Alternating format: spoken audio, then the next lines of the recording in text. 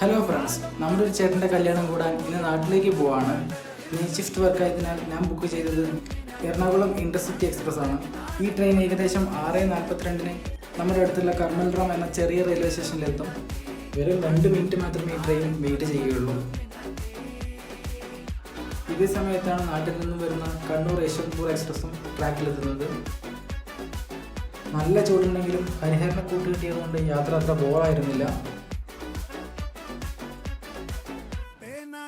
2:02 പാലക്കാടെത്തുന്ന train 2:30 ശേഷമാണ് എത്തിയത്. Shift കഴിഞ്ഞ് നേരെ കയറിയത് തന്നെ ഭക്ഷണമൊന്നും കഴിക്കാൻ പറ്റിയിരുന്നില്ല. അതുകൊണ്ട് തന്നെ പാലക്കാടുള്ള മലബാറിലേക്ക് പോയി നാട്ടിൽ വന്നാൽ കൂടുതൽ കഴിക്കാൻ തോന്നുന്ന പൊറോട്ടയും എഗ് റോസ്റ്റുമാണ് ഞാൻ പറഞ്ഞത്.